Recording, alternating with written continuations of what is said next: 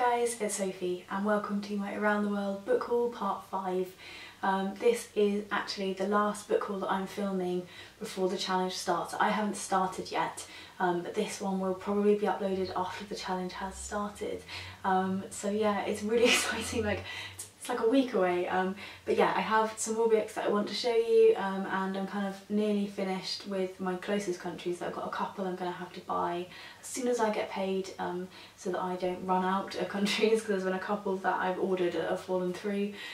So yeah, these are taking me up to like China basically, so I should have a good buffer now, that I'm still going to be hauling each and every month. So the first one that I have is All Days Are Night by Stamm, and this is my pick for Switzerland, and it is translated by Michael Hoffman.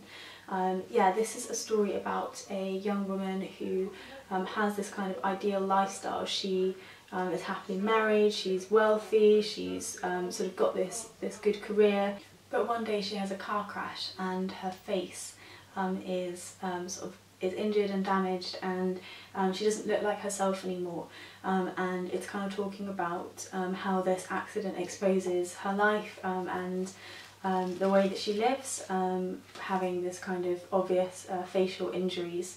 So yeah, it was the winner of the English Pen Awards, and his books are absolutely beautiful. They're all published so beautifully, and if I like them I'm definitely going to read more of him.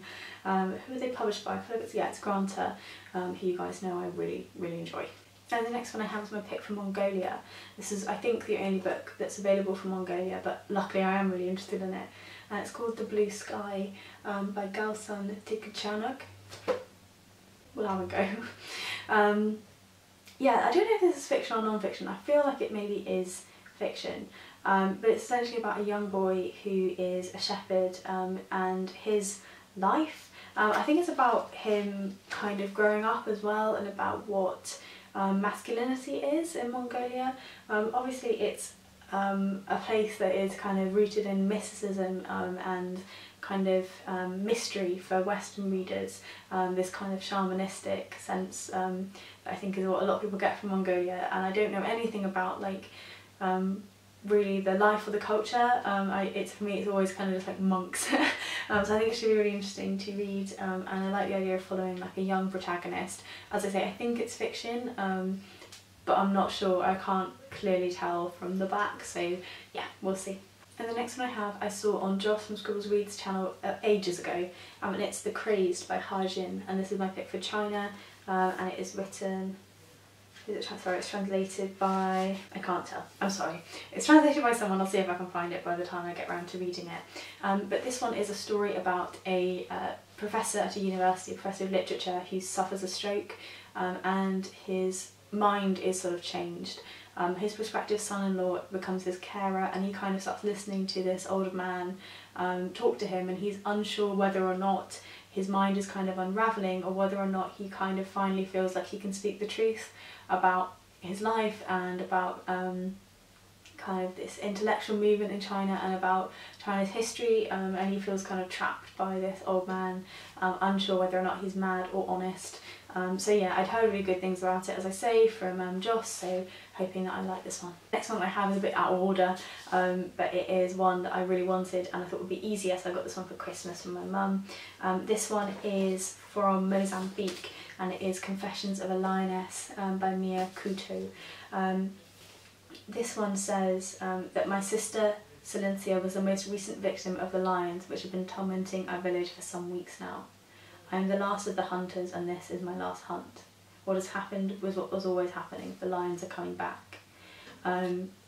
So yeah, it's based on a true story. It's I think talking about the way in which lions are kind of interacting with the culture, and also about people who hunt lions, and talking about, I think, the way the lions can kind of be a metaphor for the people in Mozambique.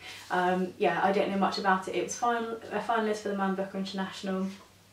I don't know what year. Not sure what year, but it was translated by David Brookshaw.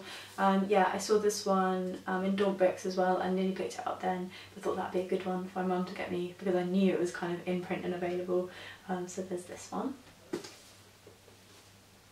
And the next one I thought was in print and it wasn't, so I tasked her with the harder one unfortunately. As I've mentioned before, a lot of the Around the World books are out of print or really difficult to find, and they can be really expensive and just a pain to try and get hold of. I thought this one was in print but it wasn't, and it is The Hidden Face of Eve by Nawal El-Saadawi.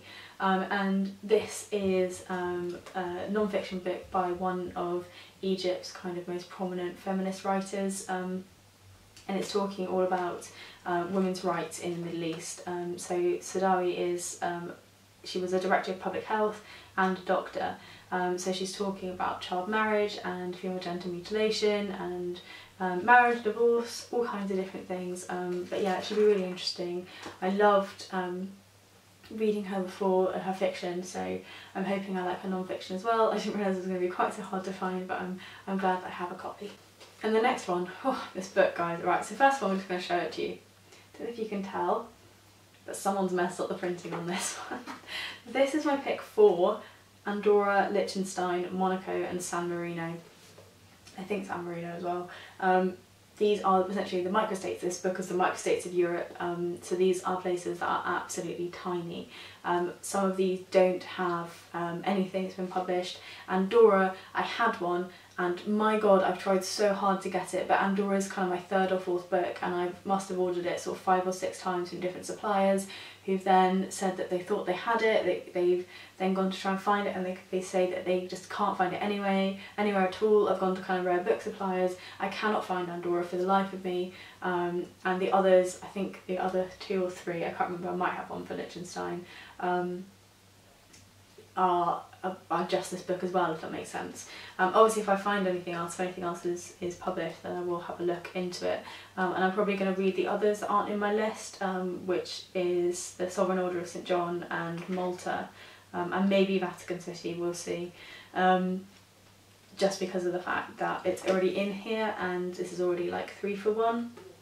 We'll see. I think it's going to be quite dense, and it was really hard to source. Again, this is one that cost me a lot of money to get, because I don't think there are many copies of it, but at least I have it, and I have something now for Andorra, which has been really stressing me because it's literally, I think, my 3rd country I had to read from, so I have something, thank goodness. And the next one I have is a kind of classic, and that one is Vladimir Nabokov's An Invitation to Beheading. This is a story about a man who is sentenced to death because he is very strange, and he is this whole story, I believe, is told when he is in prison, and he's sort of unaware of when he's going to die, and he's telling the story of how strange it is for condemned people, and that they don't have any control over their lives or what's remaining of their lives up until their death. Yeah, it's an odd one. I really like the cover. I had a look at lots of different covers of this one, and I don't know, it really appeals. They have one for Lolita and for, what was that? Ada or Adore, in the same sort of style, modern classics one, so yeah, I've only read Lolita by him but wanted to pick up something else, and this one was the shorter one that fitted in the challenge. Next I have a pick for Estonia, and that one is Diary of a Blood Donor by Matti Untz, and this one was translated by Ants Ert. And this is a retelling of Dracula. It's set in, I think is it set in modern day Estonia? I think it's set in, yeah, it's set in contemporary Estonia, and it's kind of mimicking the Gothic tradition while weaving in kind of Estonia's political history. I know near nothing about Estonia, and yeah, I've not read Dracula, so we'll see how I get on. I've watched a film version of Dracula, I may watch a film version of Dracula ahead of reading that so that I don't miss too much, but Dracula is something I really want to read at some stage. But yeah, it said it's kind of a fact and fiction, it's kind of some non-fiction, some fiction in here. We'll see, I thought it looked like a fun one anyway. Next I have Bessarabian Nights by Stela Brinzeanu. I'm not sure who this one is translated by, can't see.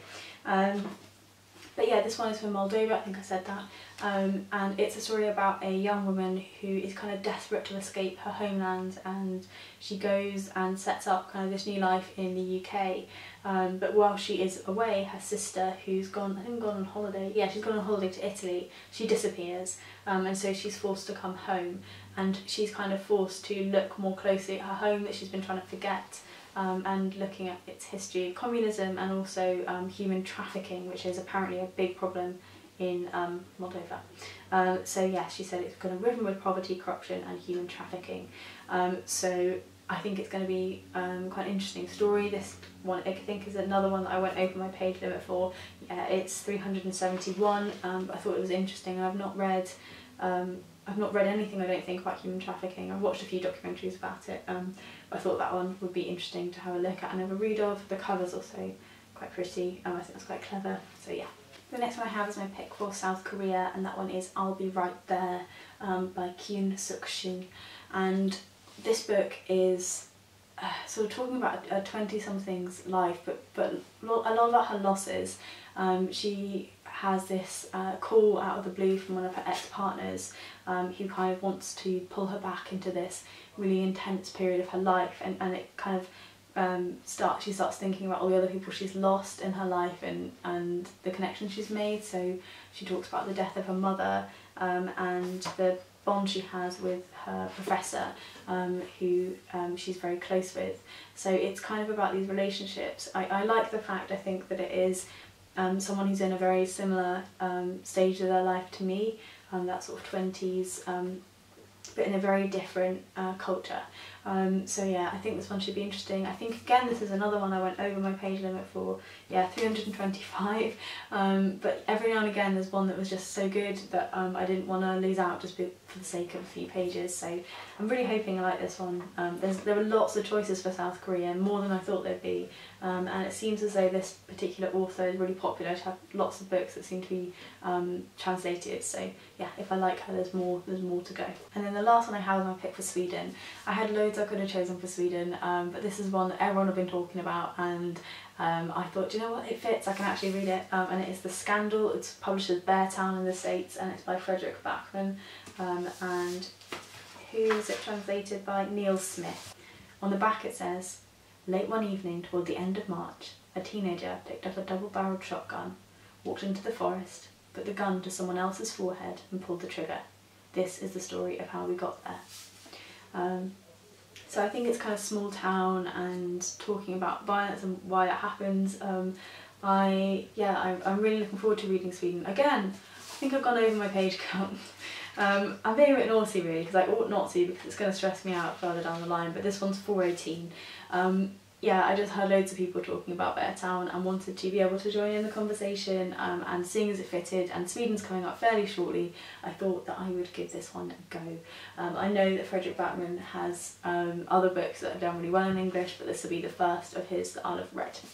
So those are my next lot of around the world books. Hopefully you've enjoyed this haul. As I say, I should have already started on my challenge by now. Which is mad, because sitting here it still feels like quite a long way away. But yeah, so let me know if there's any of those you're interested in. Let me know which of those you're most looking forward to hearing about. That could be a fun sort of question to ask. Yeah, and I'll see you guys soon in another video. Bye!